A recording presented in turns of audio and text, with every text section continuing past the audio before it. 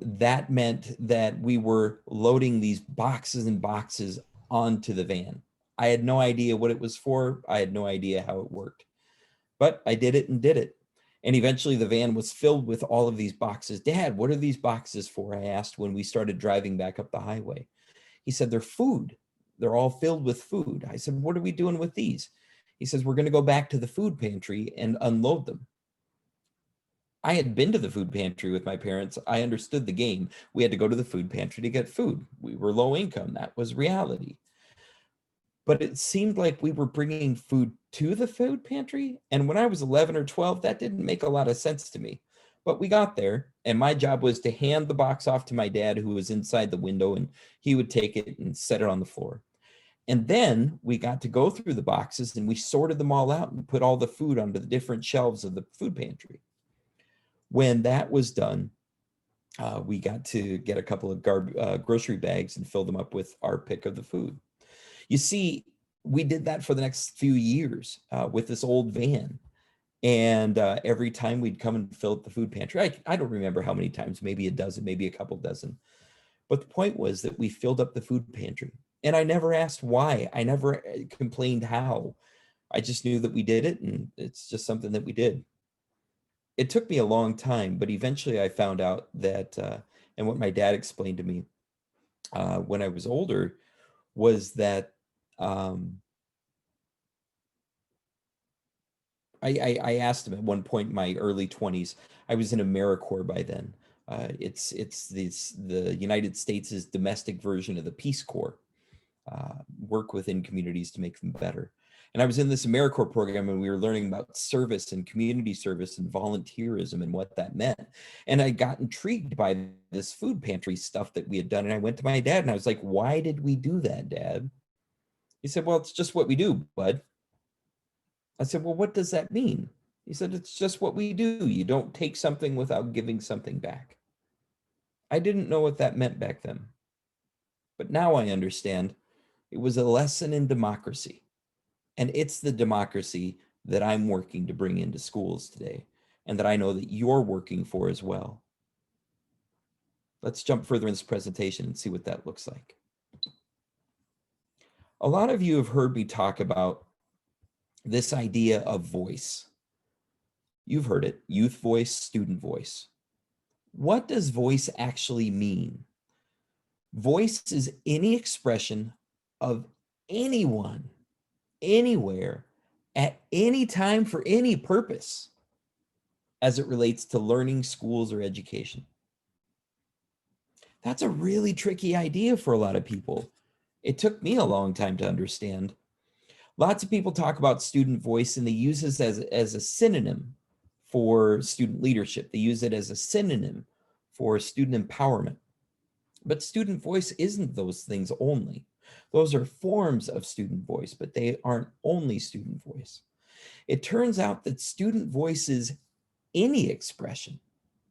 That means that the kid with the Sharpie marker who runs out in the hallway after class and he tags on the locker, Mrs. Jones sucks, and then he runs away, he's sharing student voice.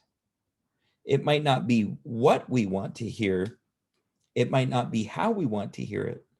And it might not say what we want it to say, but it's still student voice the same.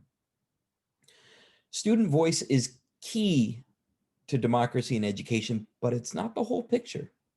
And this is one thing that's different about our topic today than you've ever heard me say before. So student voice and voice in education in general. Teachers have voice in education. Parents have voice in education. Policymakers, businesses, a lot of different voices in education. Voice is any expression of anywhere at any time for any purpose as it relates to learning, schools, or education. And you understand that it's not a synonym for student leadership. It's not a synonym for donations. It's not a synonym for anything other than what it is. Voice in education. Again, if you have any questions, comments, ideas, or concerns, drop them in the chat. Let's take a look at this next slide. You've heard me talk about, if you've heard me before, you've heard me talk about student engagement. Student engagement's another one of those words that's used like a synonym, and lots of people mean it for a lot of different reasons. I did a 3-year action research project 20 years ago for Washington State's education agency. And in that action research project, I came up with a lot of conclusions, or at least I learned a lot of things. And then I had to take action on them. One of the things that I learned about was this concept of engagement in education. Everybody defined it their own way. If I asked a teacher what engagement was, they talked about students paying attention in class. If I asked a school counselor or psychologist what engagement was, they talked about the academic or intellectual connections that a student made with learning, teaching, and leadership. If I talked with a parent or community member about engagement in schools, they would mention the cultural connection or the community connections that a student had. All of that is true. But when I talked about engagement in education, I meant something more. And that's what this definition is meant to reflect. Engagement is choosing the same things over and over in education for any reason, including psychologically, emotionally, academically, and culturally. Engagement in education is choosing the same things over and over in education for any reason, including psychologically, emotionally, academically, and culturally. I want you to think back on your last experience in schools. Yeah, you know what I'm talking about. For some of you, it was yesterday, or maybe even earlier today. We have some students with us today on this Zoom, and so you know what I'm talking about. For others of you, it might be a few years or decades, maybe. Love to everybody who's here. The point being that you remember that last time you were in a school. Think about the psychological connections, the things that we choose in our minds to connect to over and over again, consciously or unconsciously. That might mean your friends and that peer group that you had in school, whether you were an adult in school the last time that you were there, or you were a 9th grader in a school the last time you were there. In some way, you were psychologically connected again and again, maybe. Think about the emotional connections, the way that you felt in school. Again, this might be in your classroom. This might be in the hallway. This might be on the playground. This might be in a boardroom. This might be in the principal's office. But think about those emotional connections, the way that you felt again and again and again, consciously or unconsciously. That's what engagement in education is. Think about that academic connection. For a lot of people, those were the subjects that you loved. And you know what I'm talking about, the ones that you actually wanted to go to class. But think about the ones that you didn't love. That's what it was for me. That's what it is for a lot of students who don't have choice or voice or authority or ability in their schools. They're still engaged because they choose the same things over and over, but they might not be engaged positively. They might be engaged negatively. Then think about those cultural connections. When I was in high school, those cultural connections for me meant hip hop. I was part of graffiti culture. I was part of a hip hop culture that was bigger than me. And I felt really connected to it. When I went to art class, I didn't go to learn about Da Vinci. I didn't go to learn about Michelangelo, to learn about any of the great masters. I went to learn about Keith Haring. I went to learn about Houston Alexander, who was a graffiti artist in my own neighborhood when I was growing up. I went to learn about Bisquate and the New York City hip hop movement and its artistic elements, its graffiti elements. That's what the cultural connection for me was in education. What was the cultural connection for you? It might not have been anything that you created. It might have been the clothes that you wore. If you had to have that certain kind of jeans, or roll up your pant legs in a certain kind of way, or wear your hair the certain kind of, however people wear hair. I'm obviously not that familiar with it. You get the idea. Culture can be all kinds of things. And having that cultural connection, choosing the same thing over and over in education, it all counts. It might not be gradable, but it still counts. But when we talk about voice in education, whether you're a student, a parent, an educator, a concerned community member. When we talk about engagement in education, again, whether you're a student, a parent, an educator, a concerned community member, or anybody else, those are both elements of democracy in education, but they're not the whole picture. So what is the whole picture, Adam? Check this out. Here it is. You know, I had to get on Google and look it up just to see what it said. Democracy. The very first answer, the very first definition. Democracy is a system of government by the whole population or the eligible members of a state, typically through elected representatives. Yawn. That suddenly made democracy in schools seem foolish. Let's go to the next bullet point. Democracy is a state governed by a democracy. I don't like to use a word to define a word, so let's move to the next one. Democracy is the control of an organization or group by the majority of its members. Wow, let's read that bullet point again. Democracy is the control of an organization or group by the majority of its members.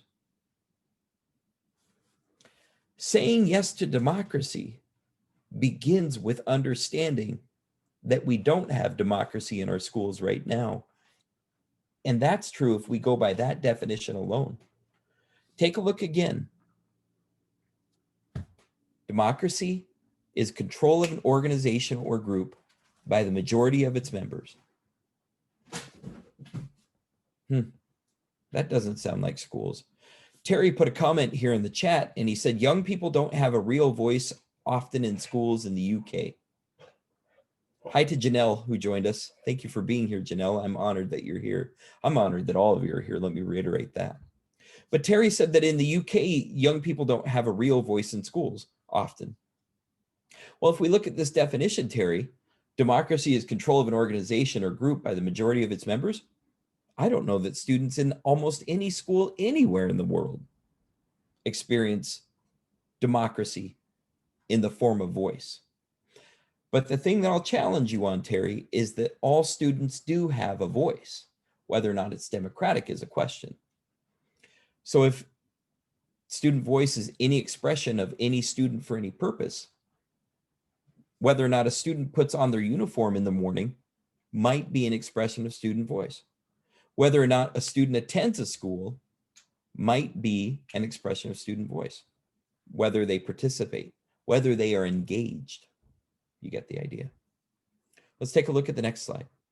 Remember, if you have any questions or comments, drop them there in the chat. What is democracy? If that's our definition, what does it really mean in schools? Because we know that there are parts of democracy present throughout schools. John Dewey, 100 years ago, wrote Democracy and Education, a beautiful book that lays it out in terms from 100 years ago. I believe that we have to start laying it out in modern times to address what's going on. And we need new definitions and new ways of looking at it. So today I'm going to suggest that democracy is three things. It's our thoughts, it's our actions, and it's the outcomes. So what I would like is for everybody to put one example into our chat. What is a democratic thought? Just write one reply to that, a bullet point, an idea. Anybody out there, what is a democratic thought? Something where you control your thinking. What is a democratic thought? Deborah says it's equality. Thank you, Deborah. I appreciate that. Griffin says it's being open to other opinions. That's awesome. Thank you, Griffin. Give me some more ideas. What are some democratic thoughts? Think about recent instances in the United States or around the world. Think about things that you've seen in schools. What are some democratic thoughts?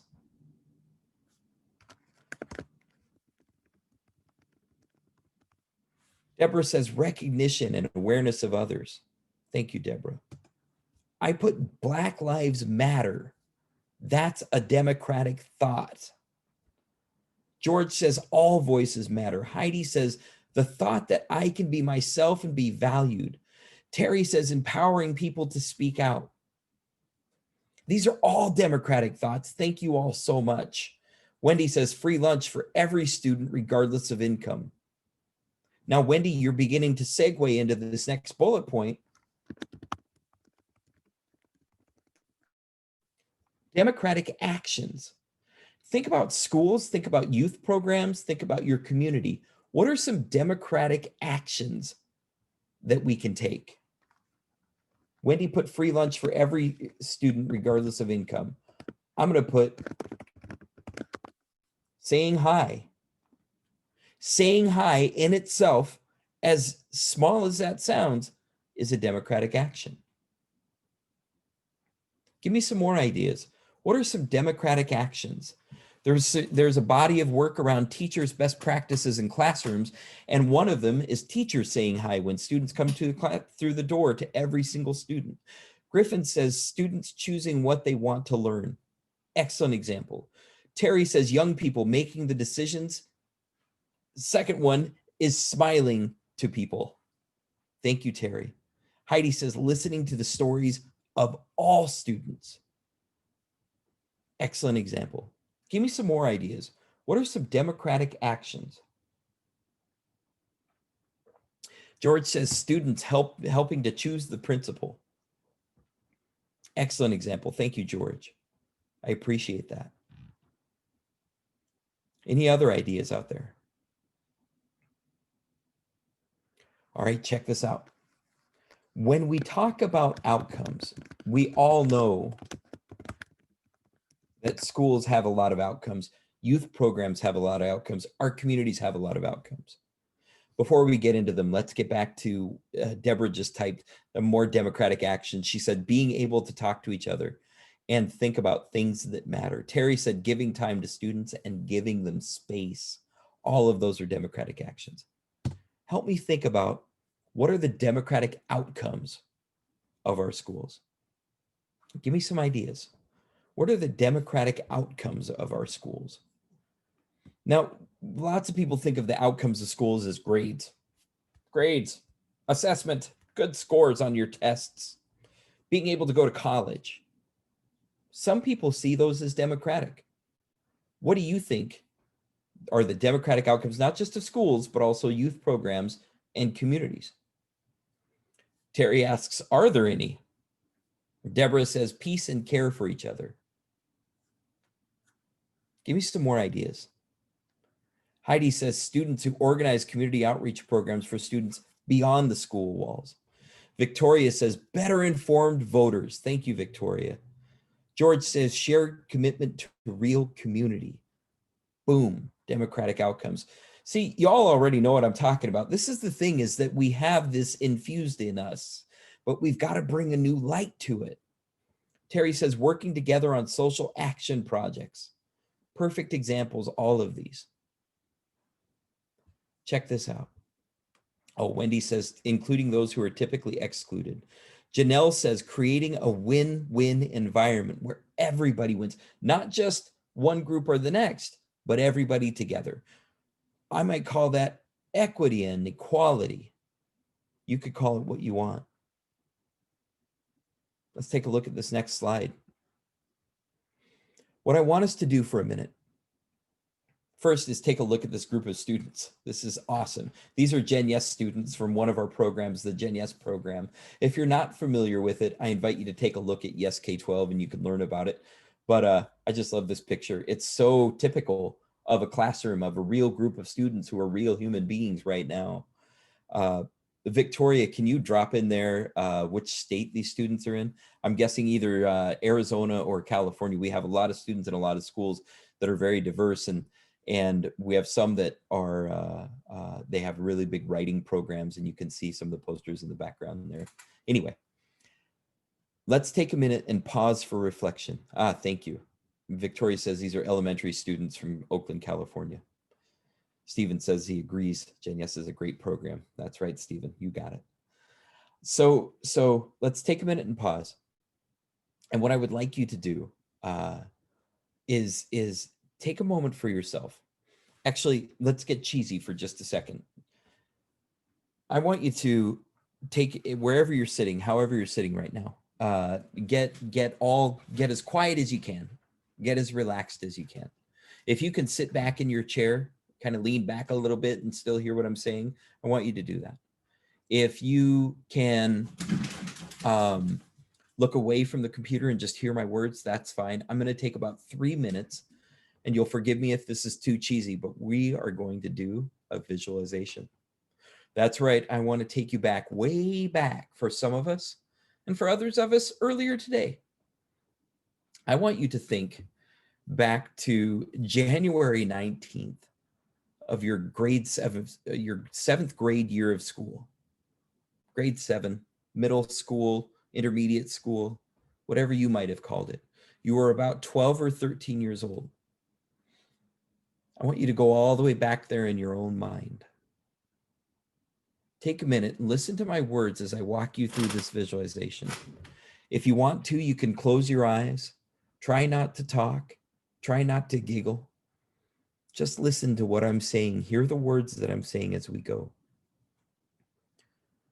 I want you to think back to January of your 7th grade year. Think back to when you were 12 or 13 years old. I want you to try to remember. See if you can bring it all the way to the front of your mind. How did you wake up in the morning when it was time to go to school in grade 7? How did you wake up when you were 12 or 13 years old? Did your mama yell from the downstairs kitchen, "It's time to get up for school"? Maybe your brother started kicking your bunk until you woke up. Maybe you had an alarm clock that came on with a DJ and a loud, obnoxious voice that woke you up. Maybe you just rolled out of bed automatically. How did you wake up for school in the morning when you were 12 or 13 years old? What was the first thing that you did in the morning when you woke up? Did you run to the bathroom and lock the door so your siblings couldn't get in there? And so you beat everybody else to it because your sister would take an hour getting ready if she could? Did you go downstairs and turn on the TV and watch cartoons, eat a bowl of Frosted Flakes or Post Toasties, or watch Captain Kangaroo when you were 12 or 13 years old? Did you turn on your cell phone first thing and check the latest sports or the weather, play a video game, or chat with your friends? How did you wake up in the morning when you were 12 or 13 years old? How did you get to school in the morning? When you went to school when you were in grade 7, 7th grade, how did you get to school in the morning? Did you ride a school bus or the city bus? Did you walk or ride your bicycle? Maybe your older sister took you, or you got a ride with a friend down the block. How did you get to school when you were in grade 7? What was the first thing you did when you got to school when you were that age, 12 or 13? Did you race right to your locker, shove your books in there, and not look back at them all day long? Did you lug your way to first hour, homeroom, advisory class? Did you go and hang out with your friends? Maybe in the courtyard or the playground, in the cafeteria? Did you eat free lunch or free breakfast? I'm sorry. Or did you just slink your way into class and get there when you did? What was your favorite class in grade 7? The class that you liked more than all others? What made it your favorite?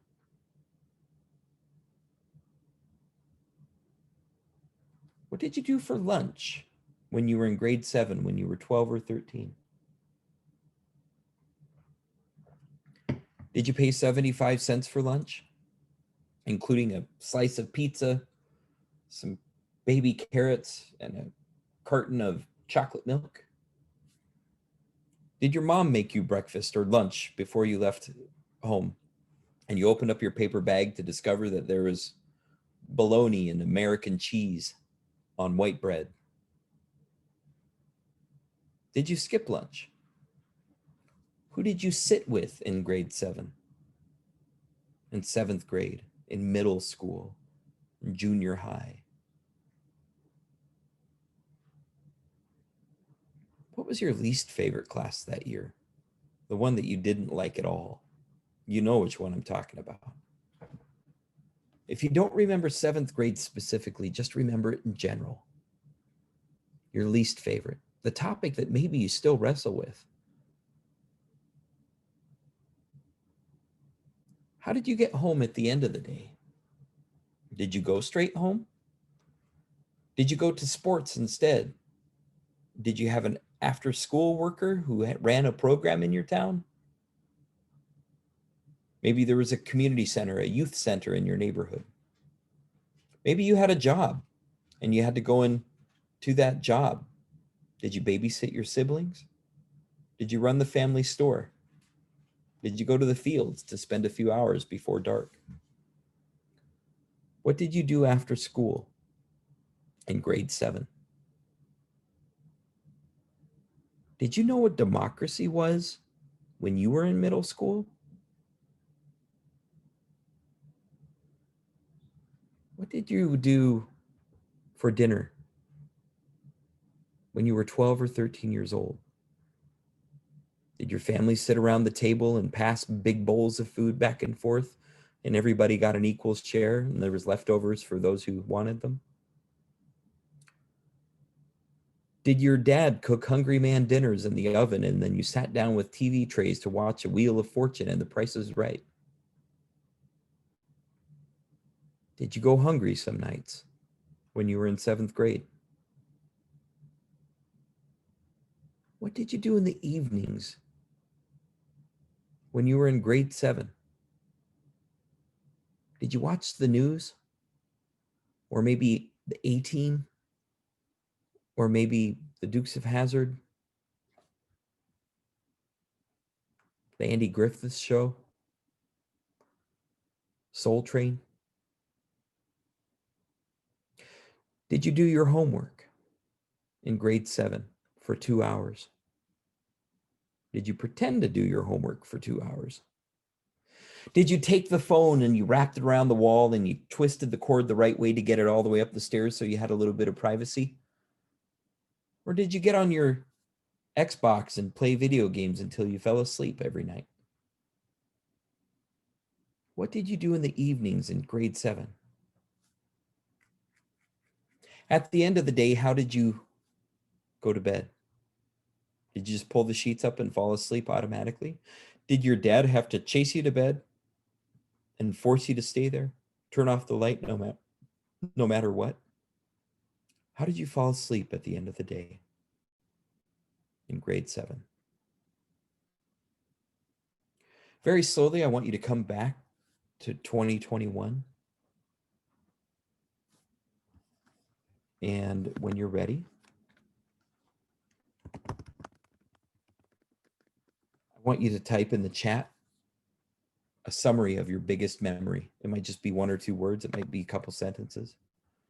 What do you remember the most from that visualization? What comes to your mind the most, the quickest, the easiest, or maybe the biggest memory that you had? Anybody can volunteer anything. Griffin said, my friends. Thank you, Griffin. There's no wrong answer here. I won't grade you. What do you remember the most from the 7th grade from that visualization? George says his best friend, Jerry Garcia. When I was in California with George a few years ago, he showed me Jerry Garcia's house. Wendy says, my small group of friends who were my protective shield from teachers I was scared of. Terry says, a lack of confidence in being different. Heidi says, I remember the work we did reading the newspaper and making a scrapbook of the Olympics. Heidi, that's interesting. You just made me remember the Winter Olympics from when I was in the 7th or 8th grade, and I was cognizant of them. Dennis says, being in a segregated school in Louisiana in 1958. Thank you, Dennis. Deborah says, wishing I didn't have to go there. Thank you, Deborah. Again, for some of us, this is just earlier this week or maybe last year. For others of us, we're going a ways back. Now I want you to think and to put into the chat what you see as the biggest differences between your time in the 7th grade and the time of students today in the 7th grade. When you look at the picture of these students in front of you in this presentation and the grade level that they're in, what's the biggest differences between your experience as a 7th grader and their experiences as 7th graders? What do you think? There's no wrong answers here. Anything you want to. What are the biggest differences? Wendy says, family-like camaraderie. What else? Terry says, nothing really changed. Heidi says, technology. I was cutting and pasting into the scrapbook from the newspaper. It would all be digital now. George says, computers and social media. That's right. Steven says, the whole pandemic. This pandemic has never been experienced by any living generation that was in the 7th grade. Griffin says, more control over recess and free time. Dennis says, the picture shows schools are still segregated. Now that's a similarity, but it's an important one to notice and to observe and say out loud. What other differences do you see? Do you imagine? Social control in schools.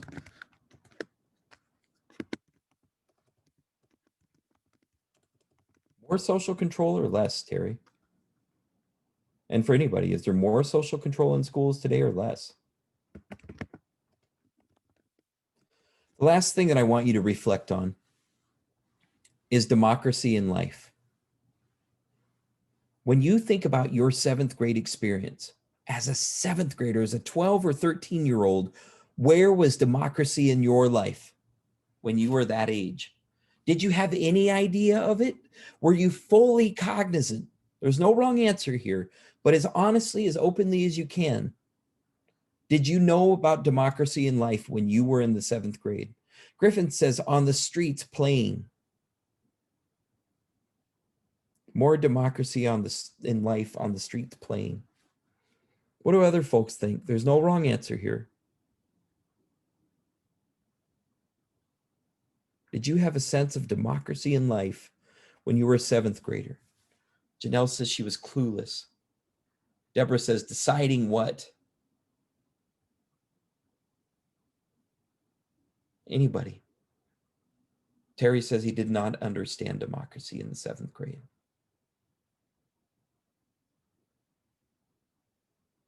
Ladies and gentlemen, my biggest takeaway from January 6th of 2021, when insurrectionists stormed the Capitol of the United States of America, my biggest takeaway so far in the last 2 weeks is that we need to reach the young people, the children of the insurrectionists.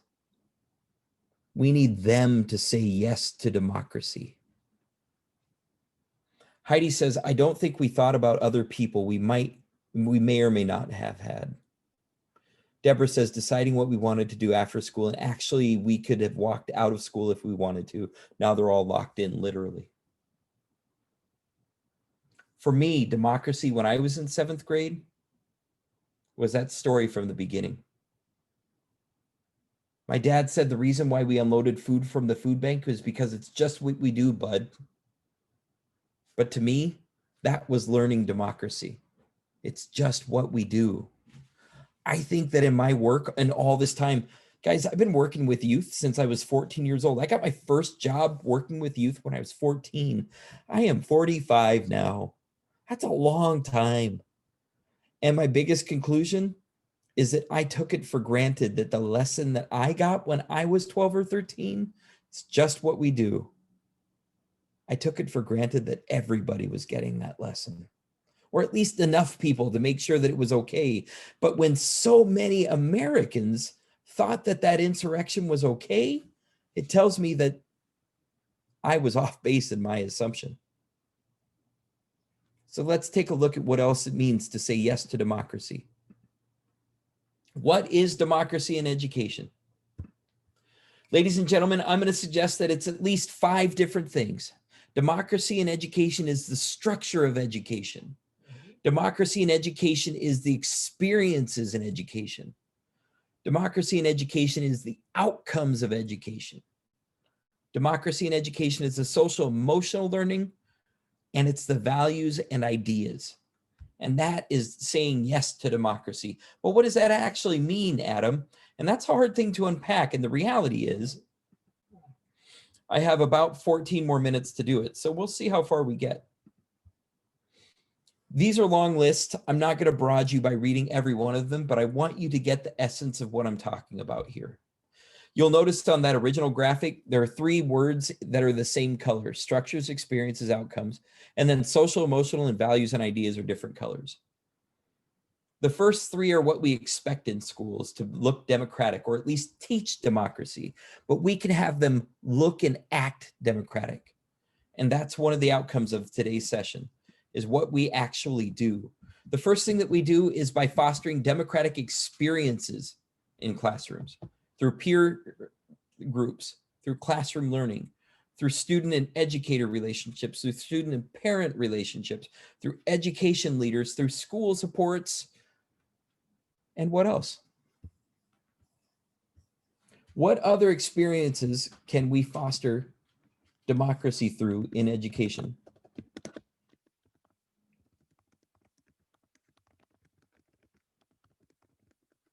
Take a look at that chat. Drop me some ideas. What are some other ways besides what's listed in these bullet points? Some other ways that we can foster democracy in education. There's no wrong answer. Just put anything in here. Other experiences young people can have in schools that foster democracy. Griffin says, let the children play. Thank you, Griffin. Let the children play. Give me another idea, folks. How can we foster democracy in education? Terry says having hangout rooms. And Terry, that's true for youth work as well, isn't it? Having spaces where young people can be young people and just hang out. What else? How else can we foster democracy in education? I know all of you have ideas. Just drop me a few of them there in the chat. Deborah says time to be in those spaces as well as to have them. Thank you, Deborah. Terry says taking risks. Heidi says, I think we need to question more. We need to question ourselves. We need to question the ways that we might be perpetuating inequity. Check this out. Look at the next column. Structures in education. We can have democracy in education through the structures that we have. Whether those structures are formal or informal, we have classrooms, we have curriculum, we have assessments, we have staff, we have buildings, we have districts. What other structures do we have in education that can foster democracy? These can be formal or informal. Give me some ideas. Griffin, I'm going to riff on something you wrote, and I'm going to write playgrounds. Playgrounds are a structure in education where we can foster democracy. Where else? Terry says life skills. Griffin says libraries in schools and in communities. Anybody else? There's no wrong answers here. Just drop in some thoughts.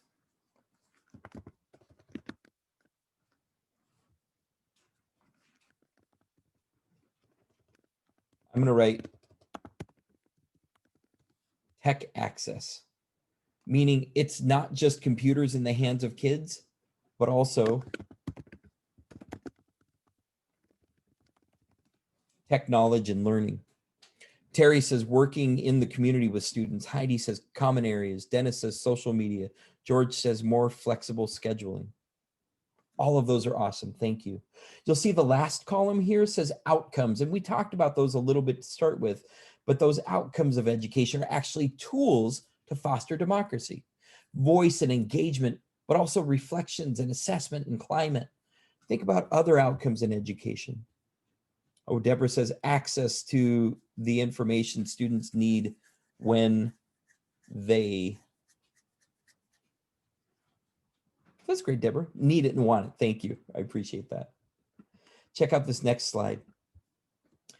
Democracy in education also happens in these two other ways. And these are ways that we don't really think of as being about democracy, but they're really at the core. Social emotional learning, there's a group called CASEL that's all about social emotional learning, the Center for Access to Social Emotional Learning, or something to that effect. And they have these 5 elements that are at the core of social emotional learning. Self-awareness is, and I position social emotional learning as a key to democracy in education. So self-awareness is central for democracy in education. Self-management is central for democracy in education.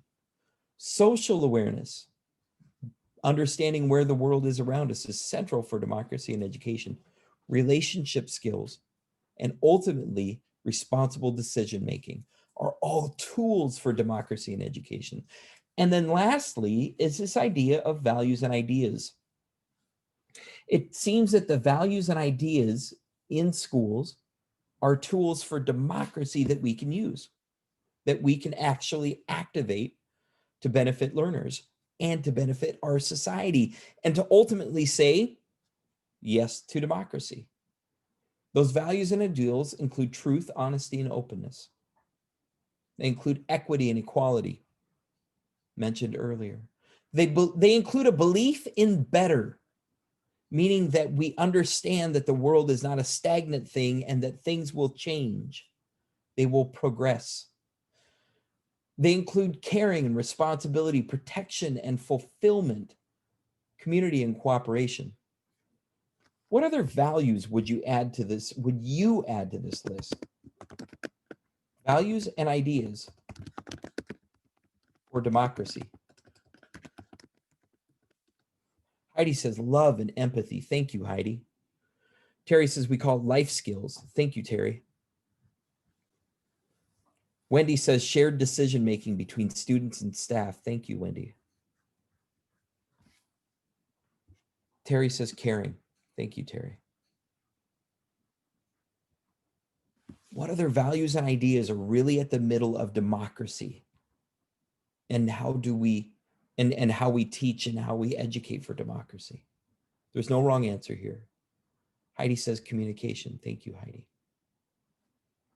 When I think of this, I think of other words, and I didn't put them here because I wanted to see them emerge, but I'm going to type them in the chat. See if you have more ideas. Dennis or Stephen or George or Griffin, Victoria, there's no wrong answers. Any values and ideas, anything that comes to your mind. Janelle says understanding each other. Thank you, Janelle. George says shared responsibility for the common good. I love it. Terry says we can learn from students sharing our experience. Heidi says collaboration. I'm going to say transparency and that willingness to be open, even to a fault. I'm also going to say the word humility. Those of you who know me know that I am conscientious and I struggle with this actively, this notion of being humble. I strive for intellectual humility. And as a white male in America today, it's challenging for me because the world wants to reassure me that I know it all, and I know that I don't, but I have to really make sure that I stay aware of that. Terry says trust. Griffin says meeting children where they're at and understanding developmental stages. Deborah says surely all of those are about recognition of and by others, including rights, respect, and solidarity, or in other words, relationships. Wendy says beyond tolerance, celebrate diversity and curiosity. Thank you, Wendy. Guys, these are all awesome, and I appreciate you sharing them. Tools for democracy and education, though, those were my nutshell. Here's the big pile. Each of these different aspects is a tool for democracy and education. Too often when educators think about, and when I say education, I mean it in its broadest aspect, not just in schools, but also in youth work, also in governance and government programs for young people and throughout communities. Also at home, think about your own house. What tools for democracy do you have in your own home with your kids or grandkids, with your nephews or nieces or neighbors? I put a bunch right here, but that's not all of them. What else would you add to this list? A few more traits, a few more values and ideas. Heidi says wonder, a sense of wonder. Terry says being yourself. Thank you all for that.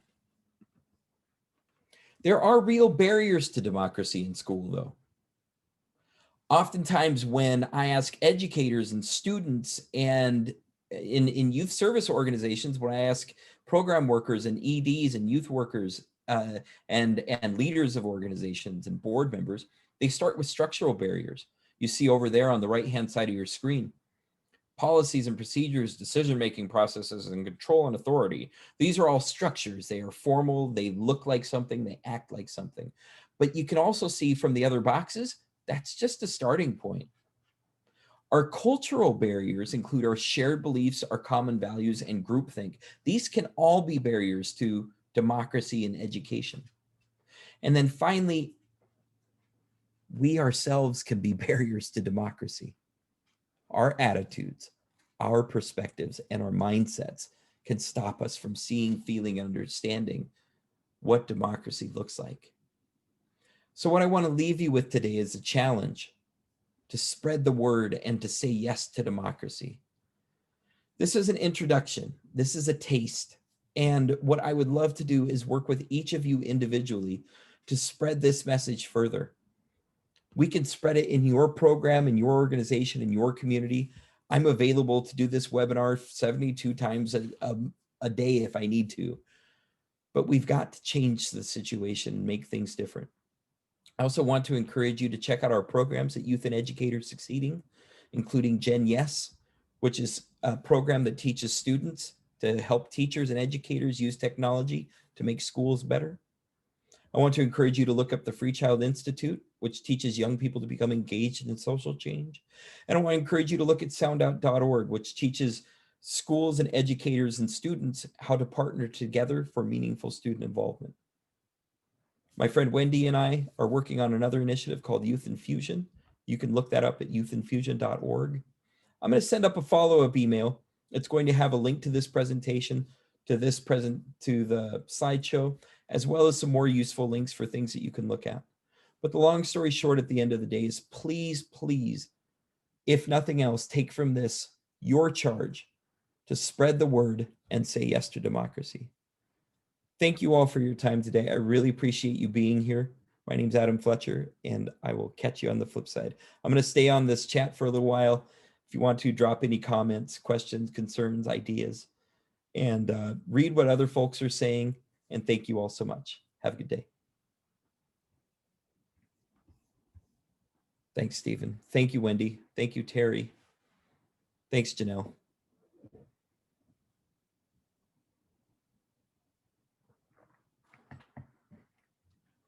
Thanks to everybody who joined in today. Thanks, Heidi. Let's have a conversation soon. I'd love to hear more about how your doctorate's doing. Thank you, George. More soon, my friend, my brother. To the rest of you, thanks, Terry. We'll talk soon. I'm going to hop off now, and I'll catch you all in the next time that we talk. Ooh, great reference. Thank you, Wendy. Thank you, Deborah. Let's talk.